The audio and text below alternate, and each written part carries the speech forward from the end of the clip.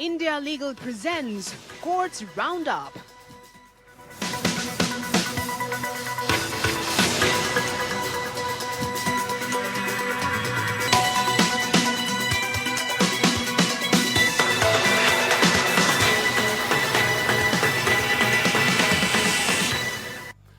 नमस्कार, courts roundup में आपका बहुत स्वागत है। मैं हूं आपके साथ नेहा दुबे। इस बुलेटिन में अगले आधे घंटे हम आपको कोर्ट से जुड़ी तमाम छोटी बड़ी खबरों से करवाएंगे रूबरू। कोर्ट की कार्रवाई सुप्रीम कोर्ट से लेकर हाई कोर्ट और लो कोर्ट तक के फैसलों को रखेंगे आपके सामने। तो आइए शुरू करते हैं courts roundup. India Legal presents Courts Roundup.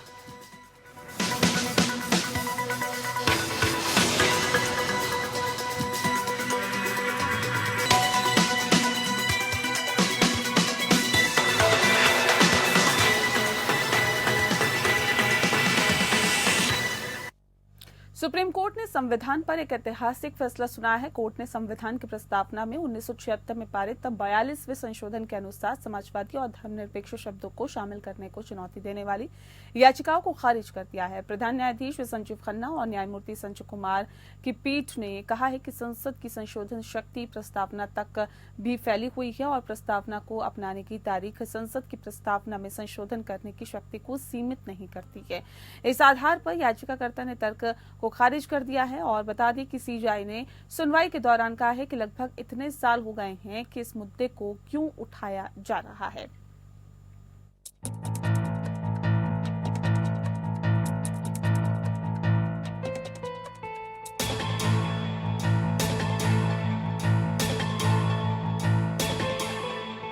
संविधान से धर्मनिरपेक्ष और समाजवाद शब्द हटाने की मांग वाली याचिकाओं को सुप्रीम कोर्ट ने खारिज कर दिया है। चीफ जस्टिस संजीव खन्ना और जस्टिस संजय कुमार की खंडपीठ ने कहा कि संसद की संशोधन शक्ति प्रस्तावना तक भी फैली हुई है। प्रस्तावना को अपनाने की तिथि संसद की प्रस्तावना में संशोधन करने की शक्ति को सीमित नहीं करती है। इस आधार पर बैकडेट से लागू करने के तर्क को खारिज कर दिया गया। सीजेआई खन्ना ने कहा कि फैसले में कहा गया कि इतने सालों बाद प्रक्रिया रद्द नहीं की जा सकती। फैसले में ये भी बताया गया कि समाजवाद और धर्मनिरपेक्षता का क्या मतलब है। ये याचिकाएं पूर्व राज्यसभा सांसद सुब्रमण्यम स्वामी, अधिवक्ता विष्णु शंकर जैन और अन्य के द्वारा दायर की गई थी। गौरतलब है कि साल 1976 में पारित हुए संविधान संशोधन के तहत धर्मनिरपेक्ष और समाजवाद जैसे शब्दों को जोड़ा गया था। याचिका को खारिज करते हुए प्रधान न्यायाधीश ने कहा कि इस याचिका पर विस्तार से सुनवाई करने की जरूरत नहीं है। सीजेआई ने कहा कि समाजवाद और धर्मनिरपेक्ष जैसे शब्द 1976 में संविधान संशोधन के जरिए जोड़े गए थे और इनसे 1949 में अपनाए गए संविधान पर कोई फर्क नहीं पड़ता। 1976 में इंदिरा गांधी सरकार ने 42वें संवैधानिक संशोधन करके संविधान की प्रस्तावना में समाजवादी, धर्मनिरपेक्ष और अखंडता शब्द शामिल किए थे। इस संशोधन के बाद प्रस्तावना में भारत का स्वरूप संप्रभु लोकतांत्रिक गणराज्य से बदलकर संप्रभु समाजवादी धर्मनिरपेक्ष लोकतांत्रिक गणराज्य हो गया था। सुनवाई के दौरान अपनी दलील देते हुए याचिकाकर्ता अधिवक्ता विष्णु कुमार जैन ने 9 न्यायाधीशों की संविधान पीठ के एक हालिया फैसले का हवाला दिया। उन्होंने संविधान के अनुच्छेद 39B पर 9 जजों की पीठ के फैसले का जिक्र करते हुए कहा कि उस फैसले में शीर्ष कोर्ट ने समाजवादी शब्द की उस व्याख्या पर असहमति जताई जिसे शीर्ष अदालत के पूर्व न्यायाधीश न्यायमूर्ति VR कृष्णा अय्यर और ओ चिन्नप्पा रेड्डी ने प्रतिपादित किया था। इस पर सीजेआई खन्ना ने कहा कि भारतीय संदर्भ में हम समझते हैं कि भारत में समाजवाद अन्य देशों से बहुत अलग है।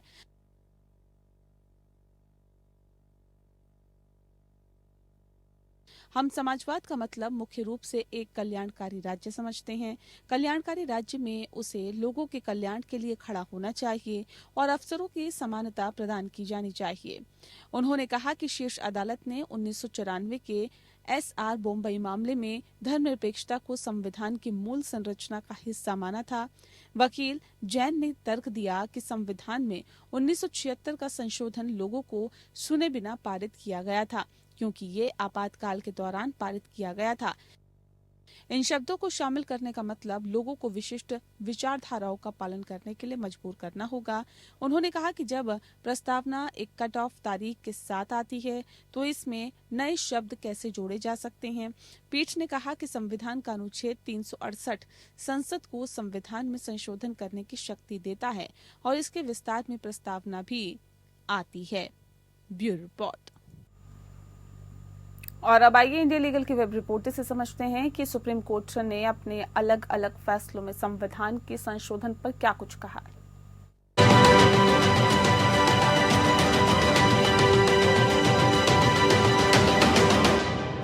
क्या preamble of Indian constitution amend हो सकता है?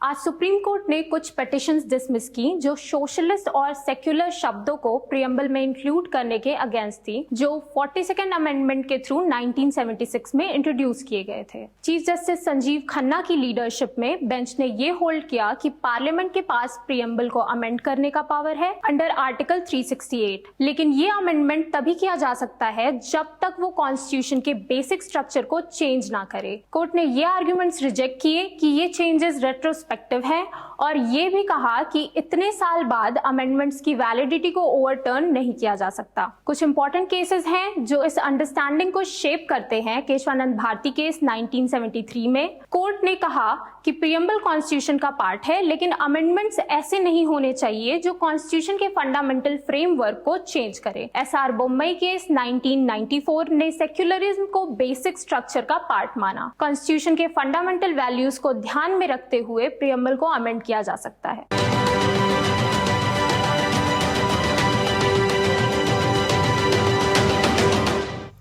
नई दिल्ली एनसीआर प्रदूषण मामले में सुप्रीम कोर्ट में सुनवाई हुई। जस्टिस अभय एस ओक की अध्यक्षता वाली बेंच ने पूछा कि कितने चेकपोस्ट की जांच की गई है। इसके जवाब में कोर्ट को बताया गया कि कमिश्नर ने 113 में से कुल 83 चेकपोस्ट की जांच की है। वहीं एमिकस ने कहा है कि कोर्ट के आदेश के बाद कई चेकपोस्ट पर कर्मचारियों की तैनाती की गई है और उनके बीच दिशा निर्देशों को लेकर कोई स्पष्टता नहीं है। वहीं दिल्ली सरकार से पूछा गया कि ट्रकों के प्रवेश को रोकने के लिए 13 एंट्री प्वाइंट पर तैनात लोगों को सूचित करने के लिए आपने क्या कदम उठाए हैं। एएसजी ऐश्वर्या भाटी ने कहा है कि हमें 23 प्रमुख चेक पॉइंट पर पुलिस तैनात करने के आदेश दिए जाने चाहिए और अभी आदेश नहीं आया है, लेकिन हमारे पास कई कार्रवाई का विवरण है। कोर्ट ने दिल्ली पुलिस से पूछा कि सिर्फ 23 पर ही क्यों चेक पोस्ट लगे हैं। ये लापरवाही सिर्फ 23 पॉइंट पर की गई है।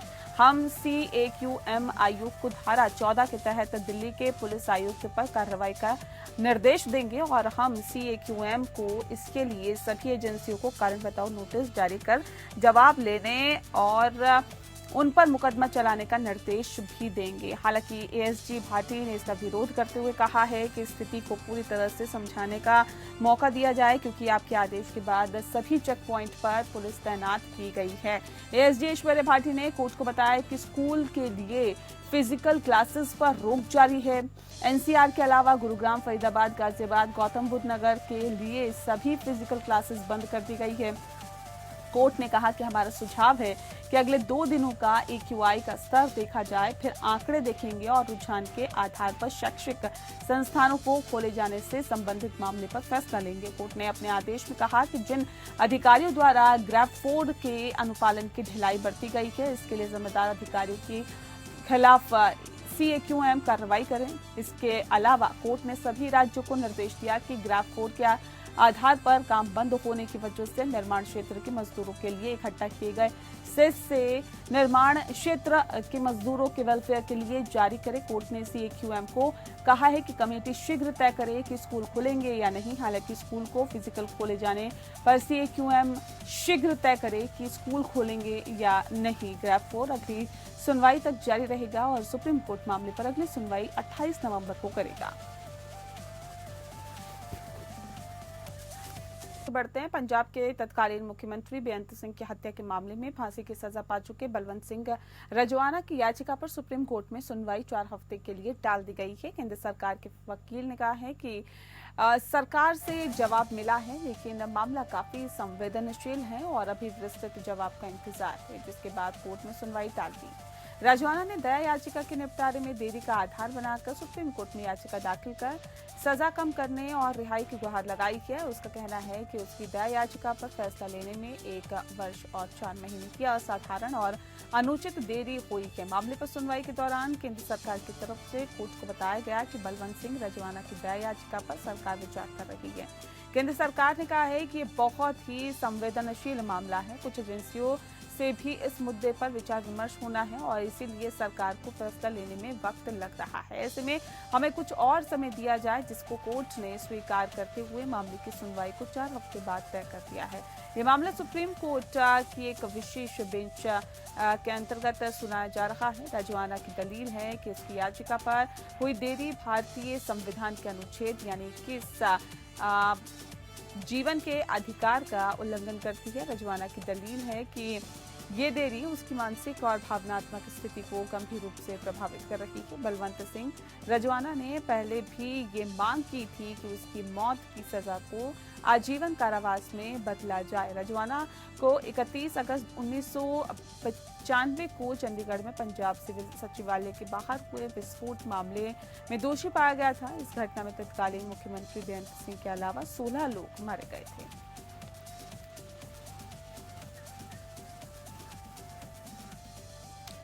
सुप्रीम कोर्ट में आवेदन दायर किया गया, जिसमें गौतम अडानी और अडानी समूह की कंपनियों के अन्य अधिकारियों के खिलाफ रिश्वतखोरी के आरोप लगाने वाले United states department of justice के अभियोग को पेश करने की मांग की गई। यह अंतरिम आवेदन उस याचिका में दायर किया गया जो कि पिछले साल हिंडनबर्ग रिसर्च द्वारा अडानी समूह की कंपनियों के खिलाफ लगाए गए आरोपों की स्वतंत्र जांच की मांग करते हुए दायर की गई थी।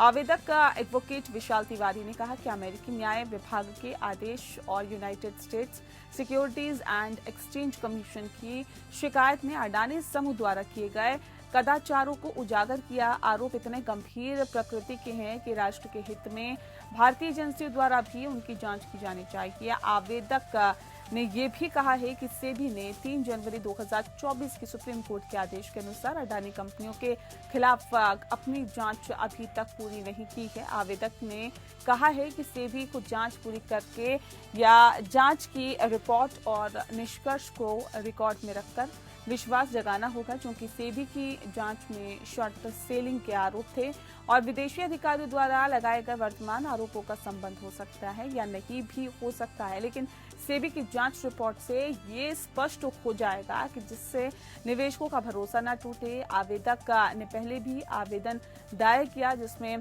सेबी को अडानी समूह की कंपनियों के खिलाफ जांच पूरी करने का निर्देश देने की मांग की गई है। हालांकि सुप्रीम कोर्ट की रजिस्ट्री ने ये कहते हुए आवेदन को रजिस्टर्ड करने से इनकार कर दिया कि सुप्रीम कोर्ट ने 3 जनवरी को अपने फैसले के अनुसार सेबी के लिए कोई निश्चित समय सीमा तय नहीं की है।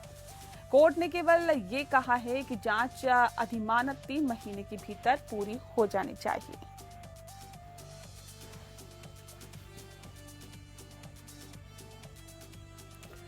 वहीं मोटर दुर्घटना में घायल हुए एक व्यक्ति के मामले से निपटते हुए सुप्रीम कोर्ट ने हाल ही में मोटर दुर्घटना पीड़ितों को मुआवजा देने के लिए दिए जाने वाले मदों में से एक पर न्याय शास्त्र का विश्लेषण किया और दिए जाने वाले मुआवजे की राशि को बढ़ा दिया है, जो कि प्रार्थना की गई राशि से अधिक है। जस्टिस सीटी रवि कुमार और जस्टिस संजय करोल की पीठ ने घायल अपीलकर्ता की अपील को स्वीकार करते हुए दर्द और पीड़ा मद के तहत 15 लाख रुपए का मुआवजा देने का आदेश दिया। भले ही अपीलकर्ता ने 10 लाख रुपए की प्रार्थना की थी, विभिन्न विषयों और न्यायिक मिसालों और साथ ही साथ अन्य विद्वानों की सामग्री के ढेरों को देखते हुए न्यायालय ने समानता पाई कि लगातार पीड़ा के कारण व्यक्ति की खुद के बारे में समझ हिल जाती है, यह समझौता कर लेती है। मैक्ट यानी कि MACT के आदेश से परेशान होकर अपीलकर्ता और बीमा कंपनी दोनों ने कर्नाटक हाईकोर्ट में अपील किया। हाईकोर्ट ने मुआवजे की राशि को 58,09,930 रुपए से बढ़ाकर 78,16,390 रुपए कर दिया है। हाईकोर्ट के आदेश को चुनौती देते हुए अपीलकर्ता ने सुप्रीम कोर्ट का दरवाजा खटखटाया और भविष्य के मेडिकल व्यय, भविष्य की संभावनाओं का और दर्द और पीड़ा के शेष को के तहत दिए गए मुआवजे में वृद्धि की मांग की है। बता दें कि सुप्रीम कोर्ट ने 2 बिंदुओं भविष्य की संभावनाओं और दर्द और पीड़ा पर मुआवजे के अवार्ड को संशोधित किया और दर्द और पीड़ा टाइटल के तहत मुआवजा बढ़ाते हुए न्यायालय ने कहा है कि अपीलकर्ता को लगी चोटें गंभीर थी, उनके जीवन पर उनका प्रभाव लंबे समय तक रहने वाला था, इस बारे में कोई विवाद नहीं था और उन्होंने एक डॉक्टर की गवाही को ध्यान में रखा है जिसमें दर्ज किया गया था कि अपीलकर्ता व्हीलचेयर पर था, कोई काम नहीं कर सकता, उसे अपने सभी दिन प्रतिदिन के कामों के लिए मदद की जरूरत होगी और ये दिव्यांगता संभवतः स्थायी थी।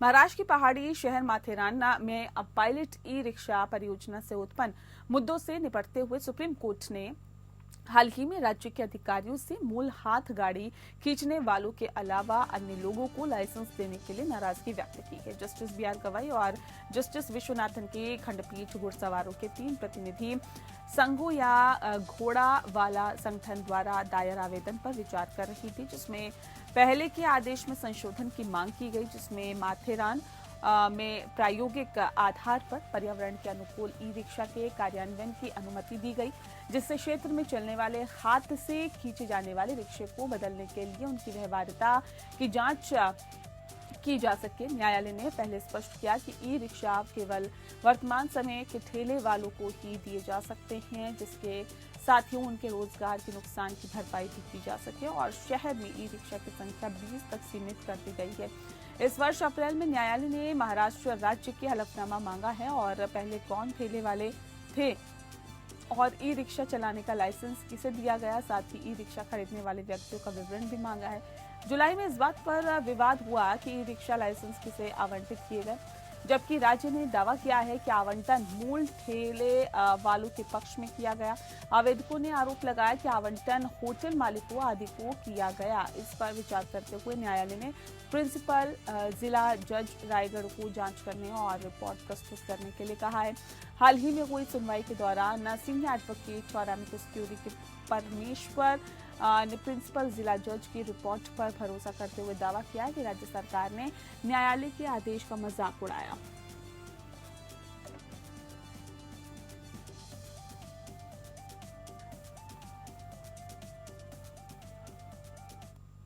टेरर फंडिंग मामले में आरोपी बारामूला से सांसद राशिद इंजीनियर ने संसद के शीतकालीन सत्र में शामिल होने के लिए अंतरिम जमानत की मांग के मामले में पटियाला हाउस कोर्ट में सुनवाई की है। और बता दें आपको कि दिल्ली की पटियाला हाउस कोर्ट ने राशिद की अंतरिम जमानत की मांग वाली याचिका पर एनआईए को नोटिस जारी करते हुए मामले की सुनवाई 27 नवंबर को तय कर दी है।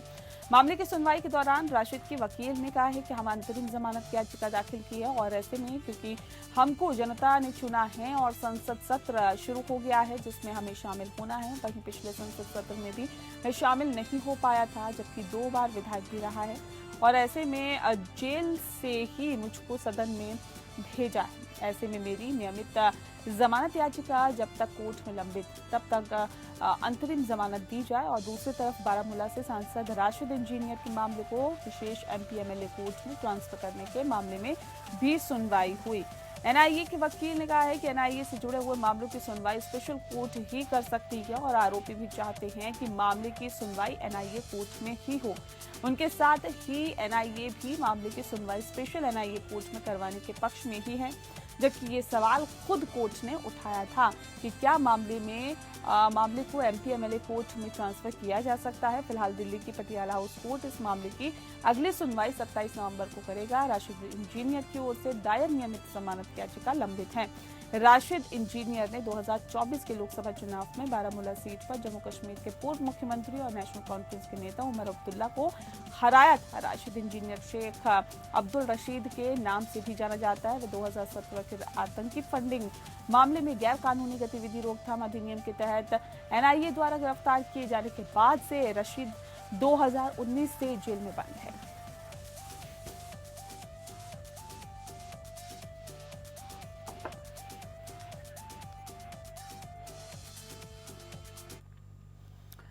और इसी के साथ फिलहाल इस बुलेटिन में इतना ही। नमस्कार। India Legal presents Courts Roundup.